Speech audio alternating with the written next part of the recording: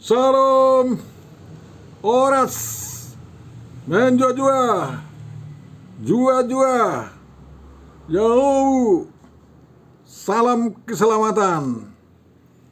Selamat bertemu dalam channel kita Bapak Ibu Saudaraku yang terkasih. Dan sekarang kita gunakan untuk merenungkan apa yang menjadi evangelium untuk tanggal 28 September 2025 di gereja kita, yakni minggu ke-15 setelah Trinitas.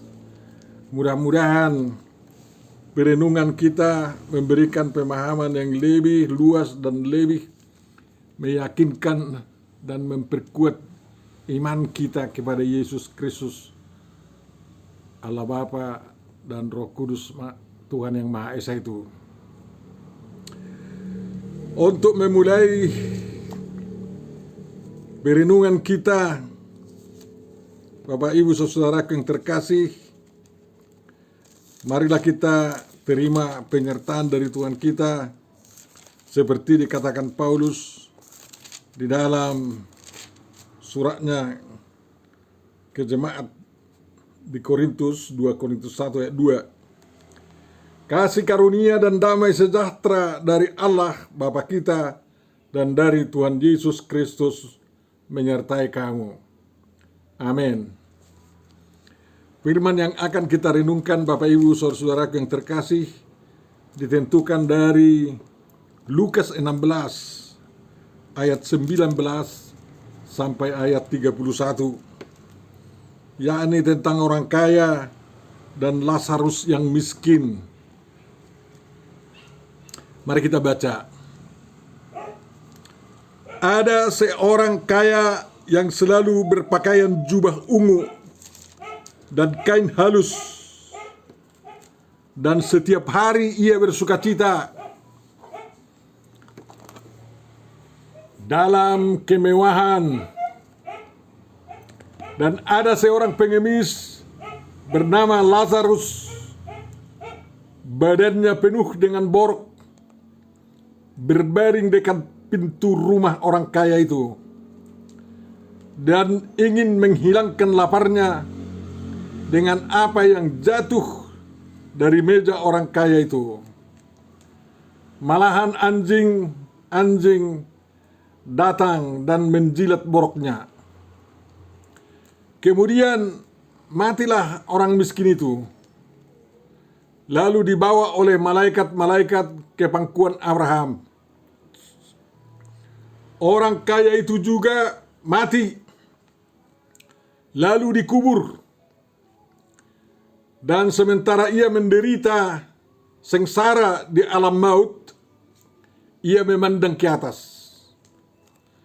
Dan dari jauh dilihatnya Abraham, dan Lazarus duduk di pangkuannya. Lalu ia berseru katanya, "Bapa Abraham, kasihanilah aku.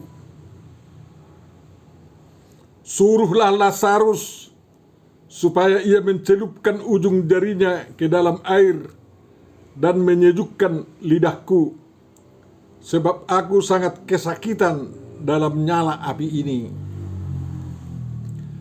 Tetapi Abraham berkata, "Anak, ingatlah bahwa engkau telah menerima segala yang baik sewaktu hidupmu, sedangkan Lazarus segala yang buruk. Sekarang ia mendapat hiburan, dan engkau sangat menderita.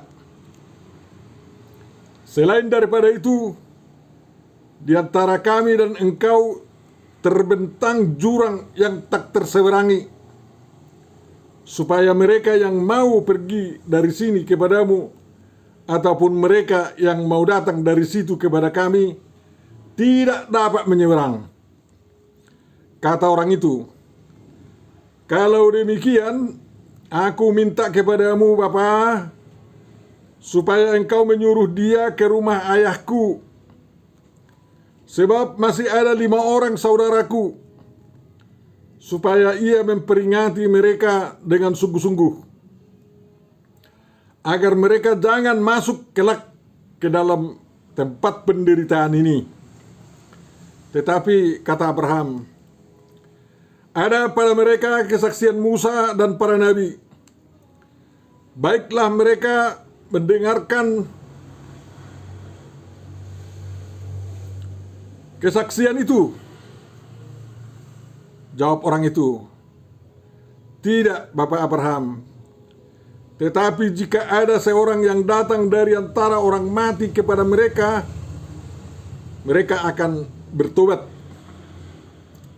Kata Abraham kepadanya, jika mereka tidak mendengarkan kesaksian Musa dan para nabi, mereka tidak juga akan mau diyakinkan, sekalipun oleh seorang yang bangkit dari antara orang mati.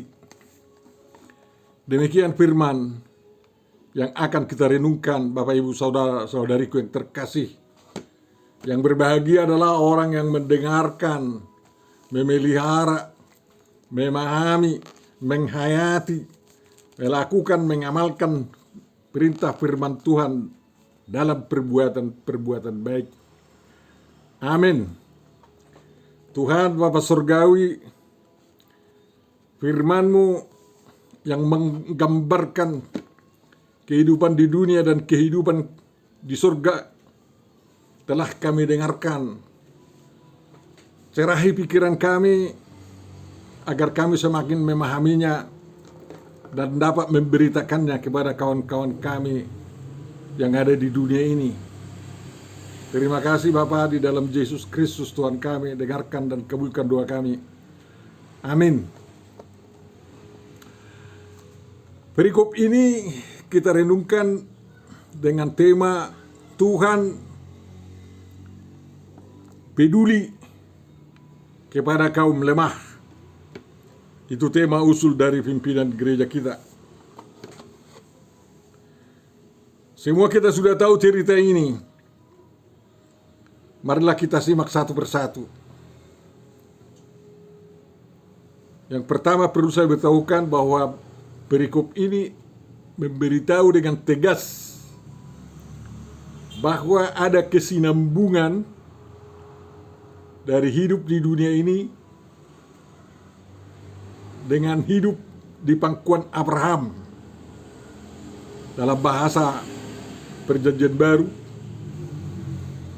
kesinambungan hidup di dunia ini dengan kehidupan di Firdaus atau di Gehenna,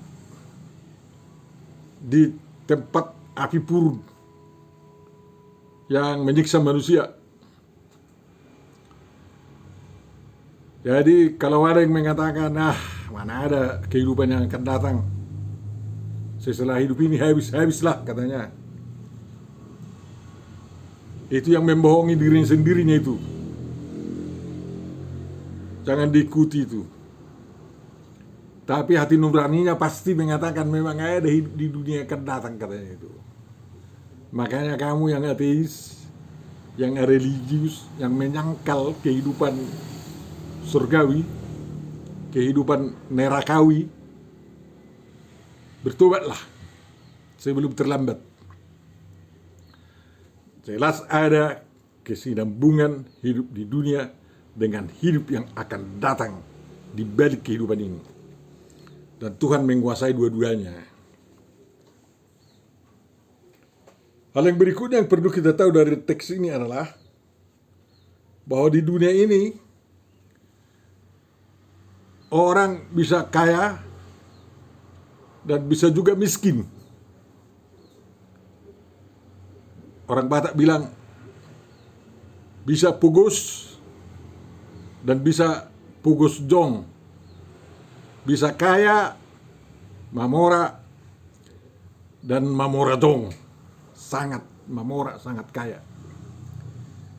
Di sini ada dua orang yang hidup, yang sama-sama mengenal Abraham dan keyakinannya Abrahamistis, agama Abrahamistis.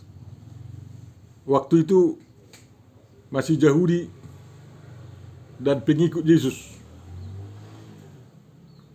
Belum terbentuk kumpulan orang Kristen. tapi kumpulan murid Yesus sudah ada. Di belakangan ini ada 3 macam penganut agama Abrahamistis katanya. Dan 3-tiganya membawa ajaran masing-masing. Tuhanlah yang menentukan nanti. Ya. Siapa mereka yang memang diberi, katakan Tuhan, hai anakku, duduklah di sebelah kananku, kau akan memerintah bersama saya. Kumpulan kambing, hai kamu kambing-kambingku, kau di sebelah kiriku, menderitalah di situ katanya. Bapak Ibu saudaraku yang terkasih,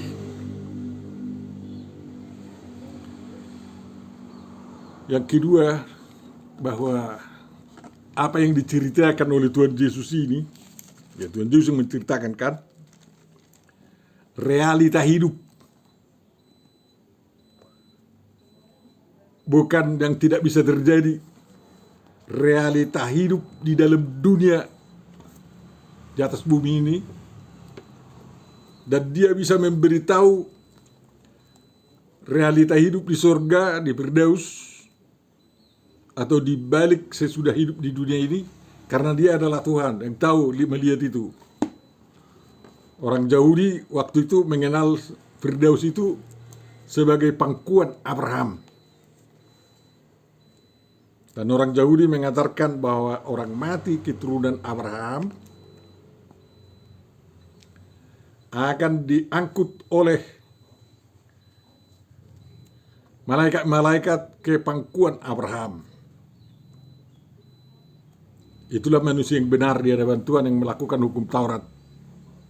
Tetapi orang yang menyangkal kebenaran firman Tuhan dan tidak mau tunduk kepada Tuhan akan masuk di dunia kematian yang sering disebut Gehenna atau api kekal yang menyala-nyala membakar orang-orang yang mati.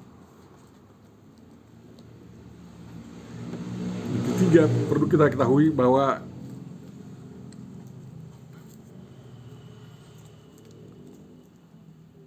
Gehenna itu atau api kekal yang menyala terus untuk menyiksa orang-orang berdosa, orang-orang yang tidak taat kepada hukum Taurat, diperdalam dari apa yang disebut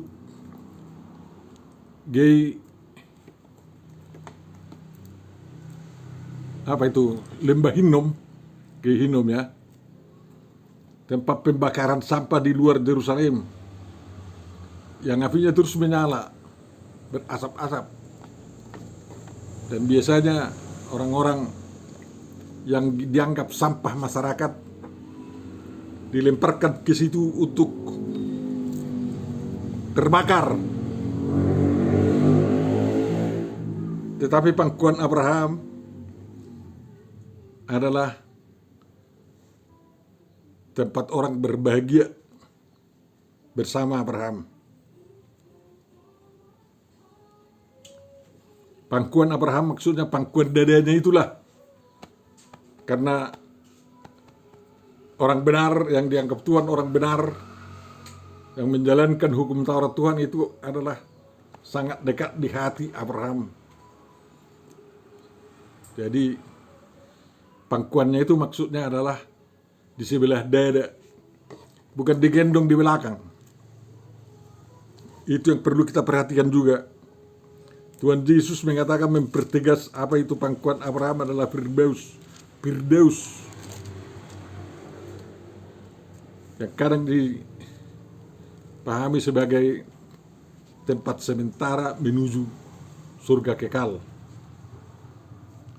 Dan Gehenna itu, Gehinnom itu dipandang sebagai intermediate state atau intermediate place, tempat sementara untuk akan lebih diperparah lagi pembakarannya di neraka nanti. Di neraka. Orang yang tidak takut kepada neraka, ya mana peduli itu. Tapi terserah sama dia lah. Karena setelah mati tidak ada waktu lagi untuk memperbaikinya kan. Siapa yang tidak takut kepada neraka diberani-beranikanlah dirinya. Tapi itu omong kosong nanti. Bapak Ibu Saudara, yang berikut perlu kita pelajari dari berita firman ini, bahwa di hidup ini, di dunia ini, ya paling lama 120 tahun katanya. 70 tahun sudah hebat itu kalau 80 tahun. Tetapi di kejadian dikatakan biarlah manusia sampai berumur 120 tahun katanya, seperti Musa lah itu. Ya, pendek itu. Tetapi di balik kehidupan ini, lama, lebih lama, sampai datang nanti akhir zaman. Jadi kita tidak tahu entah itu ribuan tahun menderita terus di api yang menyala-nyala itu. Dan ada dua macam hidup yang kekal kan. Hidup kekal di Gehenna, di api pembakaran itu, tidak ada pertolongan. Ya, atau hidup kekal di Firdaus, penuh sukacita bersama malaikat Tuhan. Jadi kalau kamu berdoa, Tuhan berikanlah kepada kami kehidupan yang kekal. Kalau tidak jelas kehidupan kekal yang di mana, di neraka atau di Gehenna atau di Firdaus. Jadi kalau kau berdoa bilanglah, Tuhan berikanlah hidup kekal yang firdausi, yang di Firdaus itu bagi kami. Katakanlah kepada kau seperti kau mengatakannya kepada orang yang sebelah kananmu itu tersalib. Hari ini engkau bersama saya di Firdaus. Kekal dua-duanya itu.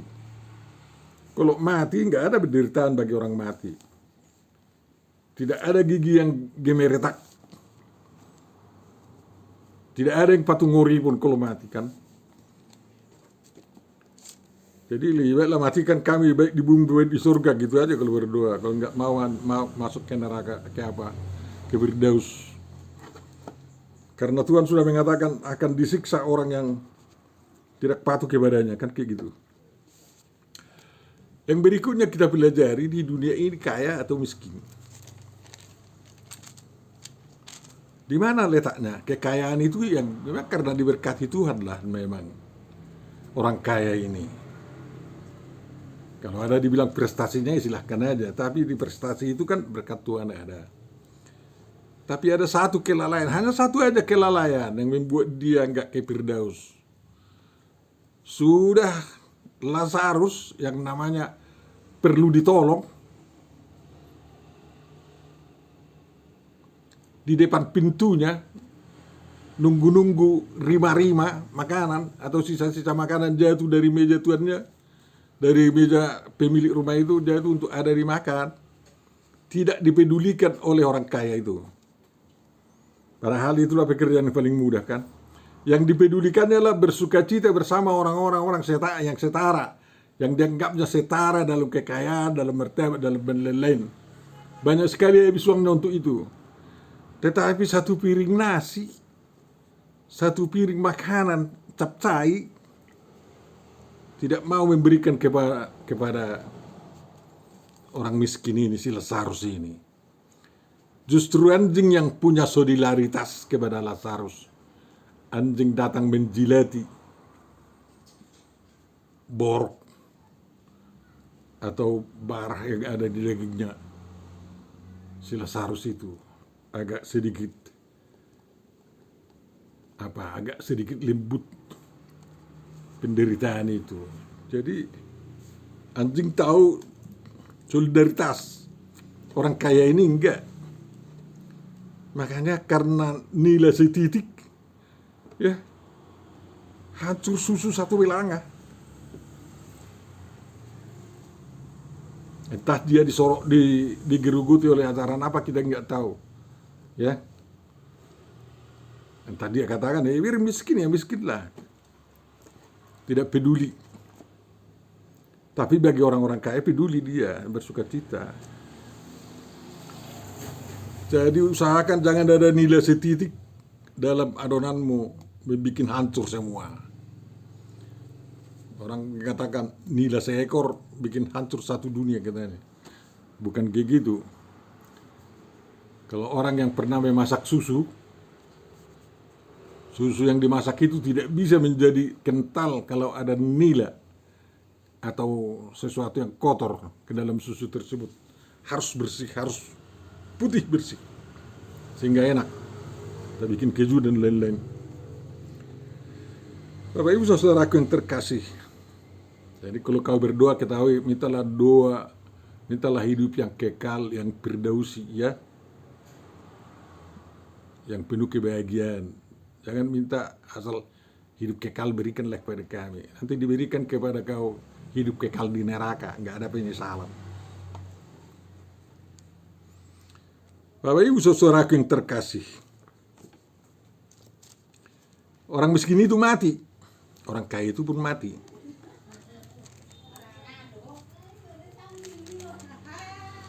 Tapi sebelum mati, kita perlu katakan dari perikop ini, si miskin itu tidak pernah minta sesuatu dari orang kaya itu.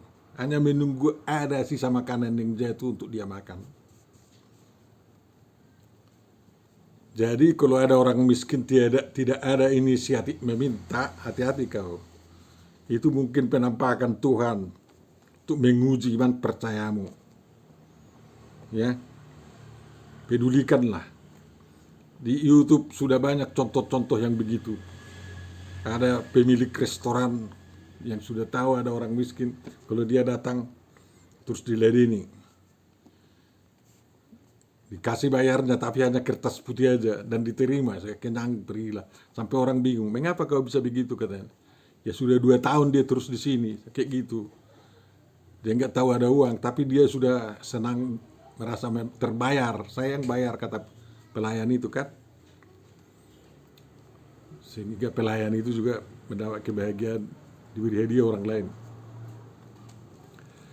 Si miskin itu tidak minta-minta, termasuk kepada orang kaya itu. Jadi si miskin yang begini, yang beriman kepada Tuhan, harus diperhatikan orang-orang lain kehidupannya sehari-hari.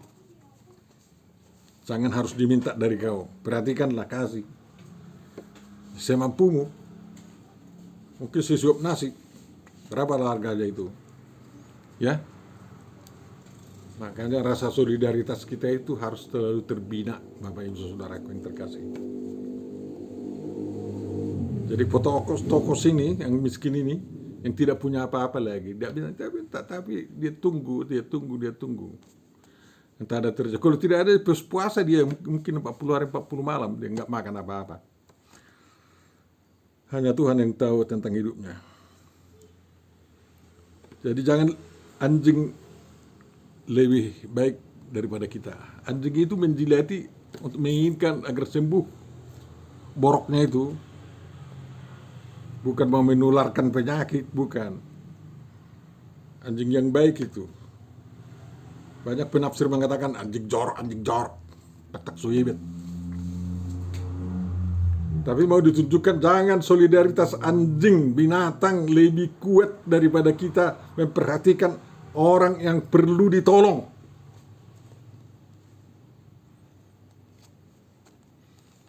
Sudah mati mungkin si miskin ini, stokos ini, dilemparkan ke Lembah Hinom. Tidak ada penguburan yang terhormat. Bolokom Madzureiduni katanya. Biar hangus sendiri dimakan api bangkainya katanya. Tapi Tuhan tidak mau begitu. Ya. Si miskin ini termasuk orang tidak berdosa kan, tidak ada mencuri, tidak ada apa, tidak ada menyusahkan orang lain. Hanya sialnya dia nggak bisa dapat nafkah dari sudut pekerjaan yang lain.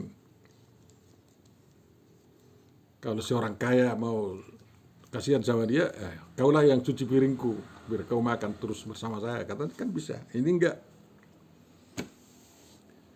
Tapi kalau dia dibuang ke Hinnom itu, lembah Hinnom itu, di mana ada api yang terus-menerus menyala untuk membakar mayat-mayat busuk yang dianggap tidak berharga, malaikat datang, diangkutnya rohnya. Biarlah di situ tubuhnya habis terbakar, tetapi rohnya, tubuh kemuliaannya, milik Tuhan, dan diangkut, dibawa naik ke pangkuan Abraham sebagai sebutan untuk di perjanjian baru Firdaus katanya. Dan orang kaya ini mati, mergodang 7 hari. Penguburannya begitu luar biasa, seperti penguburan kakek moyang orang di Toraja ya. Sampai 30 ekor kerbau belang apalagi dipotong semua, makan rakyat semua sampai muntah daging. Coba bayangkan itu, begitu mulia dia dibikin untuk mengantar ke dunia orang mati, dikubur. Kuburan kan dunia orang mati, tetapi bukan ada itu. Dunia orang mati yang sebenarnya di balik kehidupan ini, ke situ dia diantar.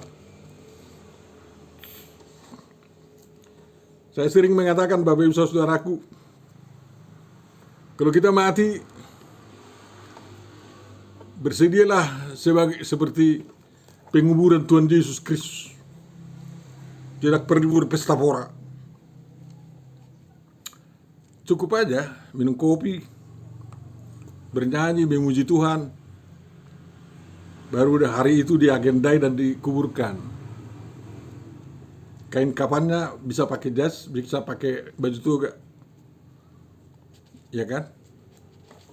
Atau apa yang disukai dibawa di situ, tidak apa-apa. Ada yang melarang, jangan bikin di situ Alkitab katanya. Apa salahnya dibikin di situ rupanya? Busuk satu di situ tidak apa-apa. Mungkin cacing takut lihat Alkitab itu. Tapi kalau sepala membikin kita bikin aja Alkitab berlembaran-lembaran emas, tidak bisa busuk sampai selama-lamanya kan. Kalau yang bisa busuk, nggak busuk tahu. Kalau Alkitab yang bisa busuknya untuk apa itu? Minggu berikutnya nggak bisa lagi dibaca itu.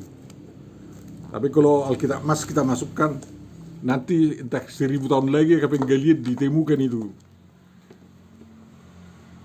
oleh para pencari barang pusaka kan, kayak gitu.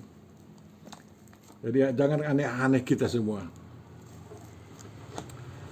Orang kaya ini luar biasa penguburannya, tapi mengantar ke dunia kematian, ke alam barza, tempat orang mati,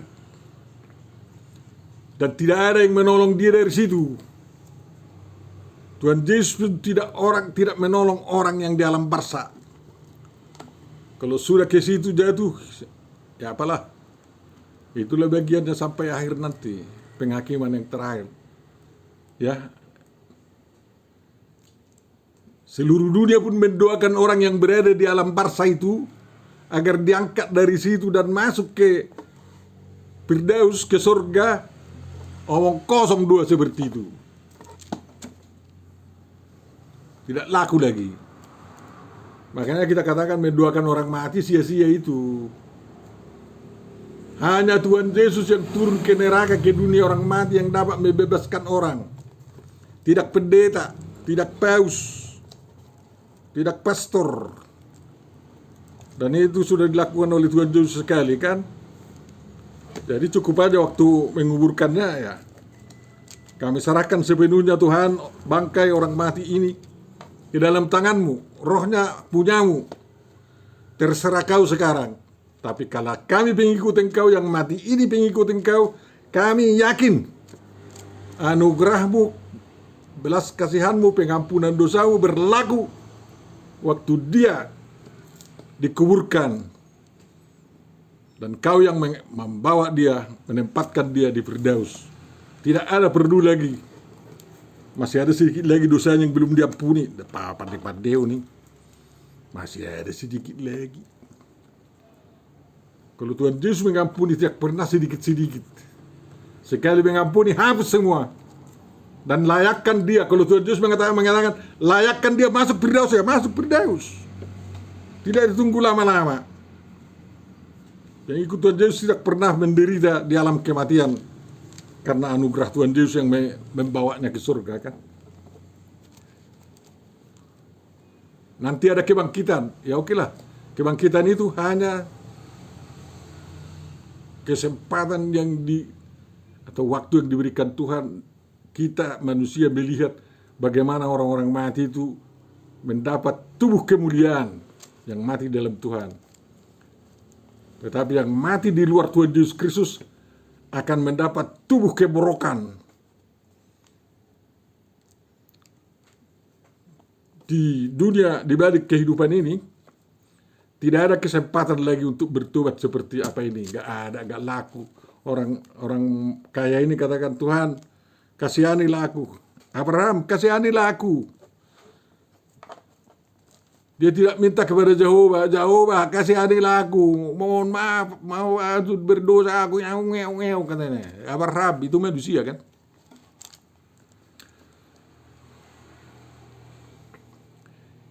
Pimpinan dunia Abraham itu si Abraham, manusia itu tidak berhak mengatakan, kawan aku naiklah ke sini. Tidak berhak itu. Tapi yang berhak menerangkan keadaan. Ada jurang yang sangat dalam. Tidak ada siratal mustaqim, jembatan yang bisa menghubungkan tempat itu ke sini, dari sana ke sini dan dari sini ke sana. Enggak ada. Kalaupun ada, tidak ada yang berhasil. Karena dosa sedikit bisa menghapuskan seguni amal bakti dan menjatuh ke neraka kan. Jangan dikarang-karang. Jangan seolah-olah kita lebih pandai dari Tuhan itu. Mari maju terus dalam iman kepada Yesus Kristus. Ya, kita mati terserah pada Tuhan. Janji Tuhan berlaku sama dia. Kan kayak gitu. Jadi Bapak Ibu Saudaraku itu berlaku. Makanya kita terus terang mengatakan kalau ada yang mengatakan ada api penyucian orang mati untuk masuk surga, gereja tidak mampu memberikan itu. Hanya Tuhan Yesus yang mengatakan itu. Kalau dikatakan Tuhan Yesus nanti menyucikannya seperti menyucikan emas menjadi emas murni, hanya Tuhan Yesus yang bisa melakukannya. Tak usah kita katakan itu ya. Itu apa diajarkan seperti itu, purgatori katanya. Tidak boleh kita ajarkan itu. Tuhan Yesus yang mengajarkan. Tapi kasih Tuhan Yesus lebih besar dari purgatori kan. Kan kayak gitu. Kasih Tuhan Yesus itu kan. Kalau ini orang-orang yang mengatakan dirinya penganut agama Abrahamistis, Yahudi dan yang 1 miliar lagi, ya Tuhan yang Maha Kasih itu yang kami puja, yang kami serahkan diri kami kepadanya, terserah kepadanya lah. Ini bagus kayak gitu, daripada di karang-karang ada ajaran yang inilah, yang itulah, ada jembatan dari sana ke sini, amal bakti menjadi alas kaki agar bisa dilewati jembatan itu katanya.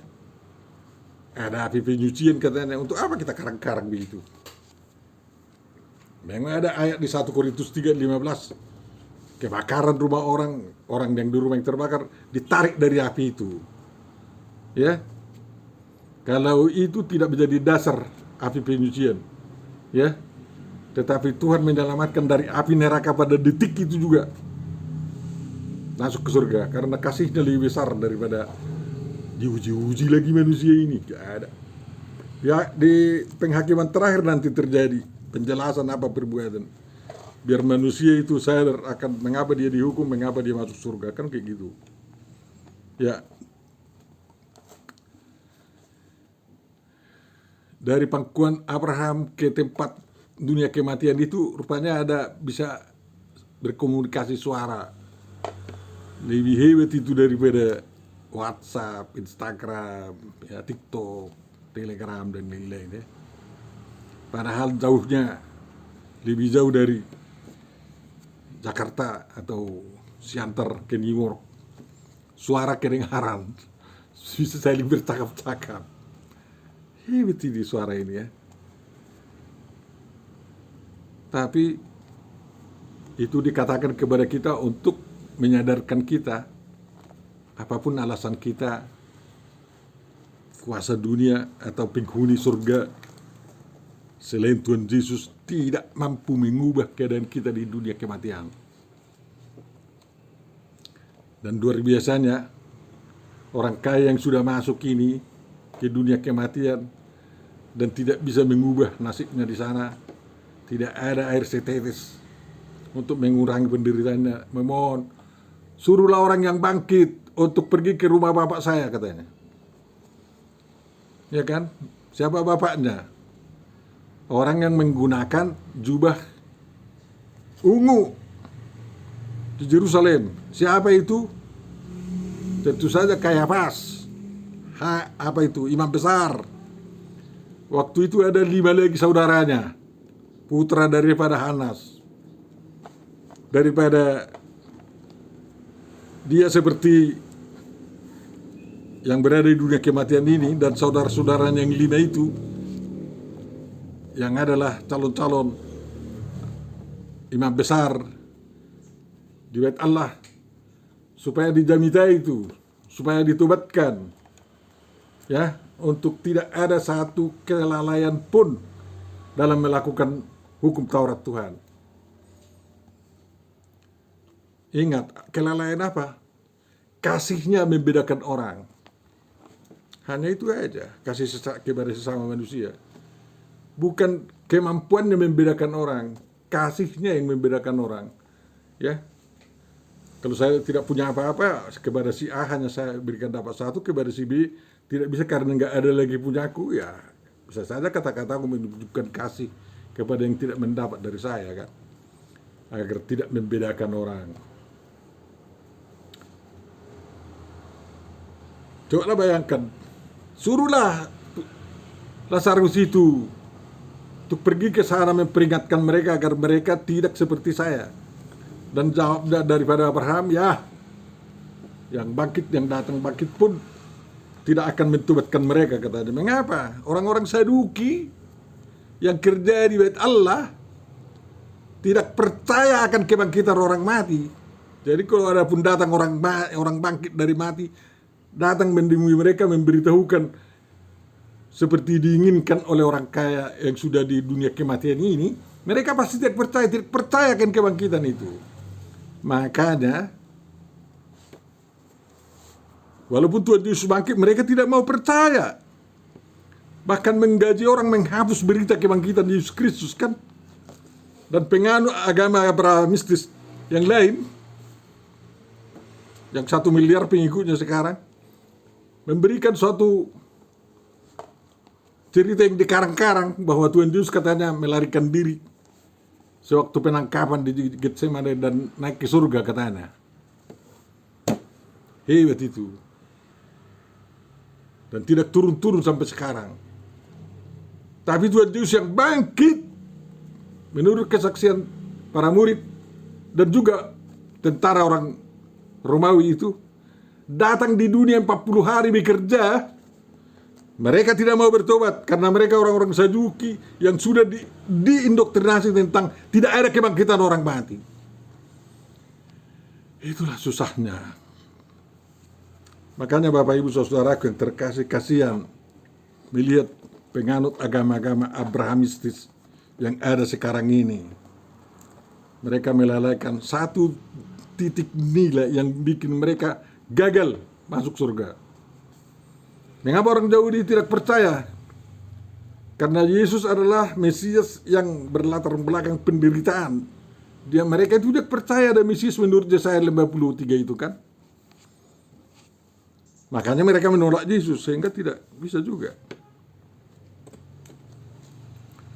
Yang lain-lain karang-karang Tuhan Yesus itu bangkit memang dan naik ke surga. Tidak ada kematian Tuhan Yesus, hanya lari dari Getsemane dan naik ke surga, katanya. Ya apalah itu, mudah kali mengkarang-karang seperti itu. Jadi kita bisa makmur di dunia ini, kaya betul-betul. Dan itu cita-cita kita. Semua kaya lah, tak boleh lagi ada orang miskin. Walaupun Tuhan Yesus mengatakan, orang miskin tetap ada di tengah-tengahmu. Saya enggak, katanya. Kalau ada pun orang miskin di tengah-tengah kita, untuk menguji kesetiaan kita, kepedulian kita untuk sesama manusia, Tuhan menghadirkan itu. Makanya kita tidak lalai walaupun kita sudah kaya. Dan yakinlah orang yang miskin dalam Tuhan Yesus Kristus akan diberi hadiah ke penghiburan, karena mereka lah yang akan mendapat kerajaan Tuhan, katanya. Luar biasa itu, ya. Di surga tidak ada penderitaan lagi. Di alam barzah, di dunia kematian, semuanya penderitaan. Makanya diperingatkan, terutama kaum berjubah ungu, kaum imam besar itu, ya. Hati-hati dalam tugasmu. Mereka itu waktu itu di gereja mula-mula, kaum berjubah ungu ini yang memerintahkan ditumpas kekristenan. Mudah-mudahan sekarang tidak lagi. Tapi penganut agama Abrahamistis yang lain selalu mencita-citakan agar Kristen yang miskin di dunia ini dilenyapkan. Sampai sekarang kita tunggu pertobatan Raja di Arab Saudi untuk mendirikan rumah ibadah bagi orang miskin Kristen di Arab Saudi, kan kayak gitu. Kalau benar-benar Arab Saudi tanah suci, mereka harus mendirikan gereja di sana. Jangan hanya sinagogi orang Kristen disediakan di sana. Dan jangan benci orang Kristen itu. Ya. Karena kebencian adalah petunjuk tidak adanya kasih di antara sesama manusia.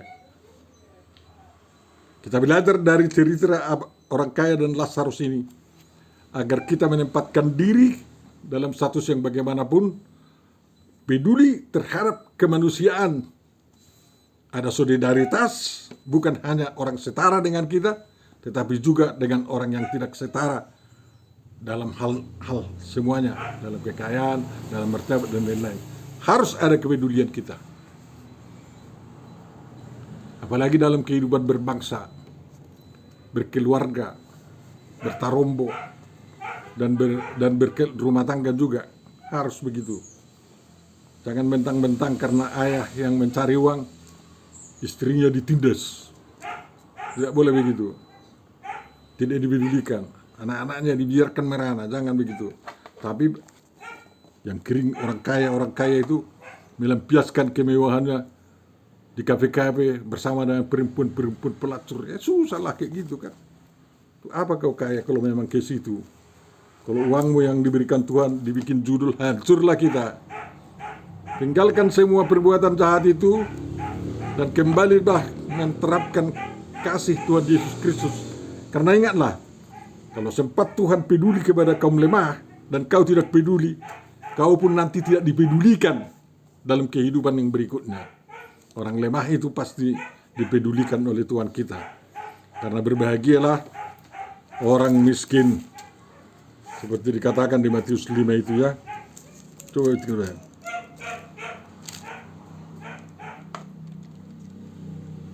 Berbahagialah orang yang miskin di hadapan Allah, karena mereka lah yang mempunyai kerajaan surga.